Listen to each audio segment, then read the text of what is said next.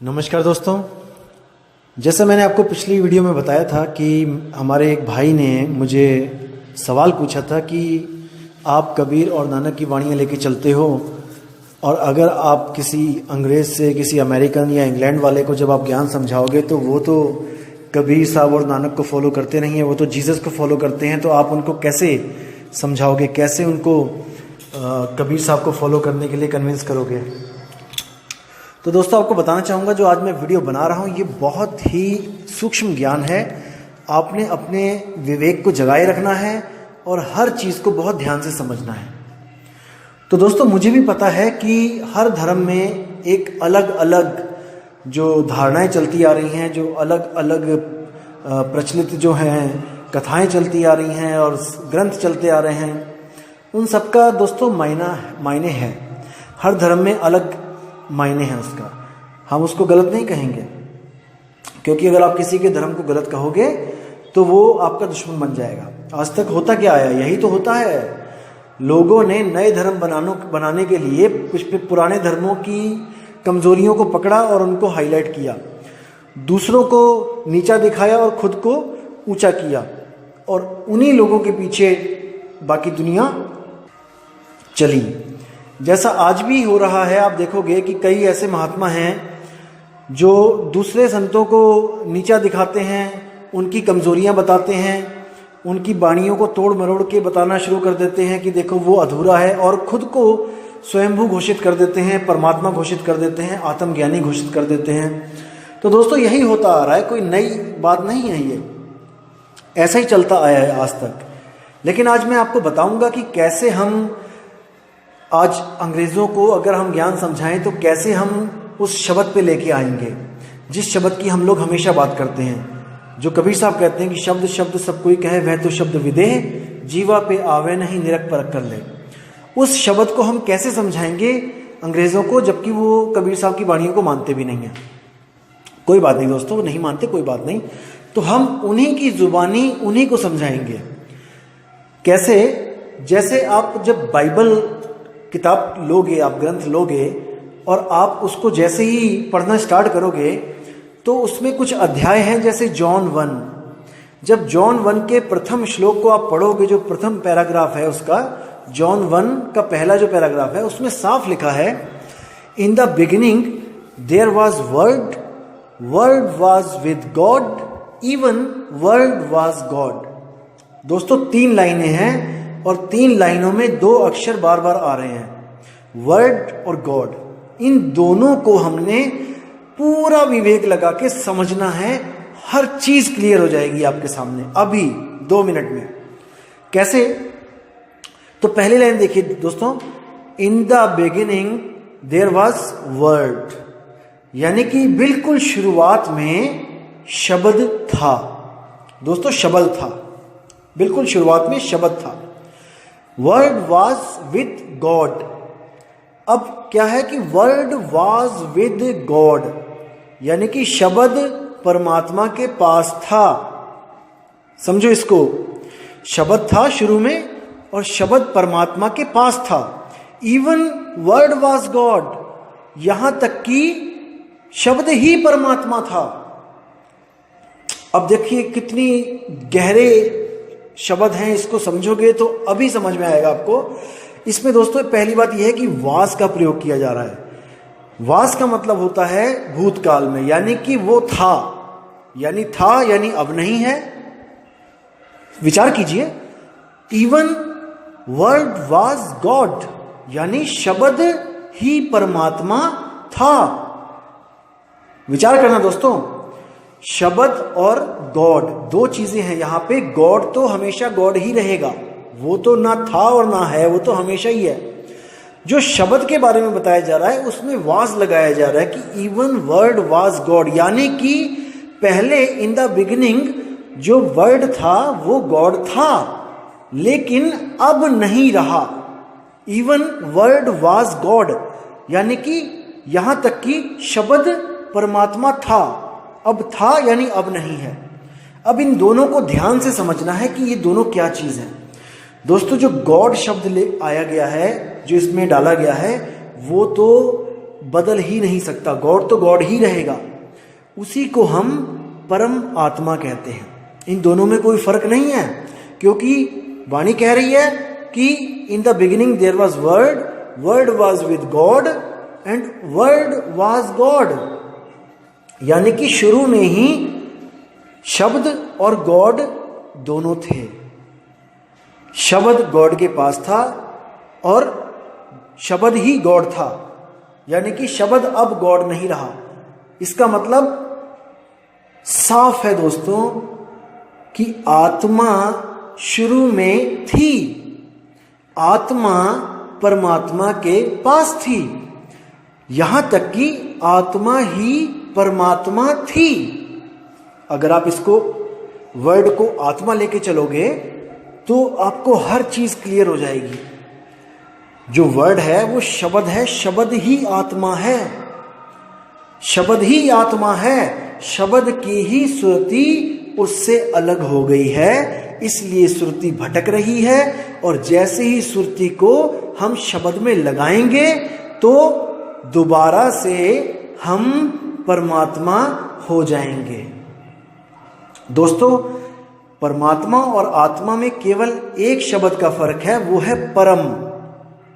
दोनों में आत्मा आ रहा है, परम आत्मा और केवल आत्मा।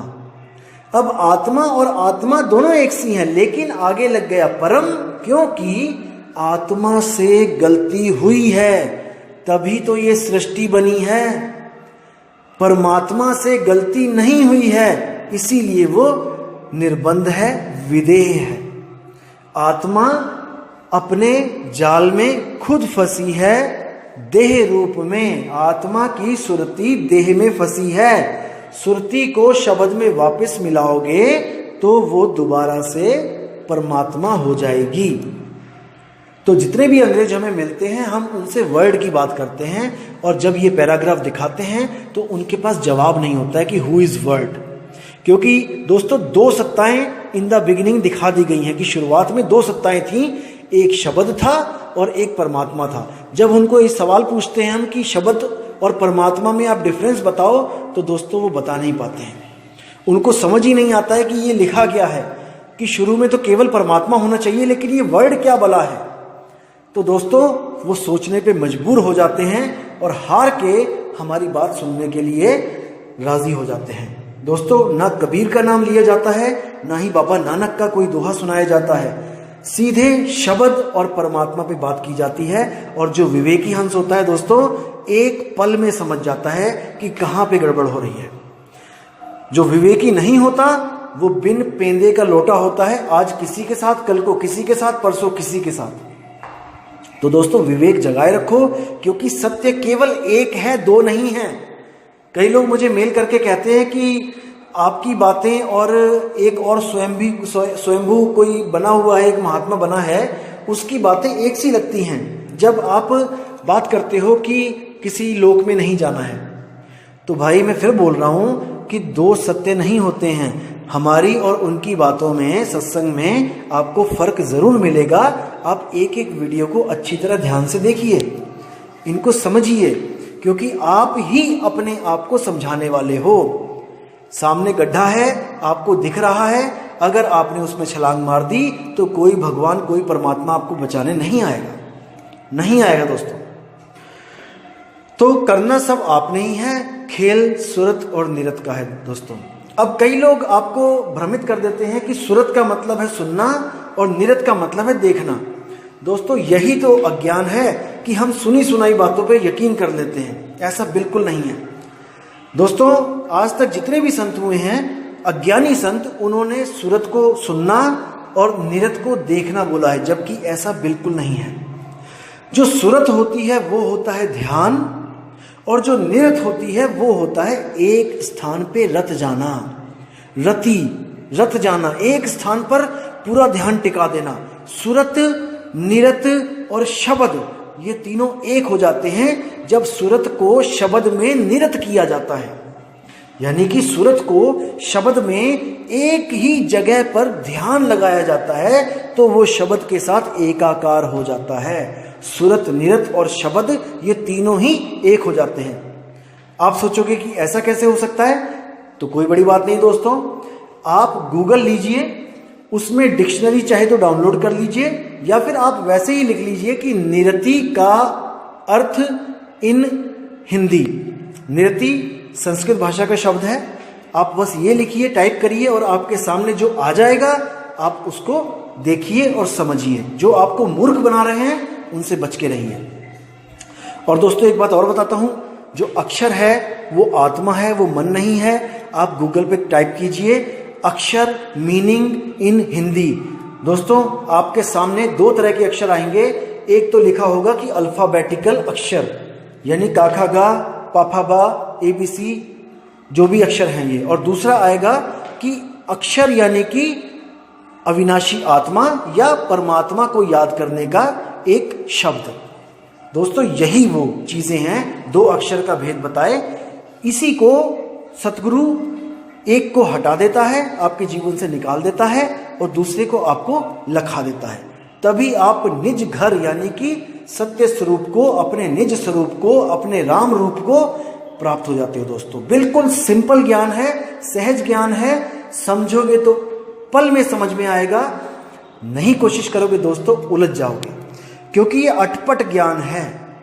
अटपट ज्ञान कबीर का झटपट लखा ना जाए, और जो इसको झटपट लखे सब खटपट मिट जाए। बहुत ही प्यारा ज्ञान है, लेकिन ये ऐसा ज्ञान है कि आपको आज तक किसी ने बताया नहीं, इसलिए आपको भले अजीब लगे, लेकिन दोस्तों ये अटपटा ज्ञान सत्य है, सत्य है, सत्य है। तो दोस्तों उम्मीद करता हूं आपको ये ऑडियो वीडियो बहुत अच्छी लगी होगी और आपने पूरा ज्ञान अच्छी तरह समझा होगा। और मुझे मेल कीजिए दोस्तों, मुझे बहुत खुशी होती है जब आप लोग मेल करते हो। आप सोच भी नहीं सकते कि मुझे दिन में कितनी मेल्स आ रही हैं। और देखो कितनी प्यारी प्यारी आत्माएं, कितने जीव हंस तड़पे हुए हैं इस वक्त, सब कह रहे हैं मुझे फोन पे नाम दे दो, मुझे फोन पे नाम दे दो। दोस्तों ऐसा नहीं होता, दोस्तों ऐसा बिल्कुल नहीं होता। फोन पे नामदान कैसे होगा, आप खुद सोचो।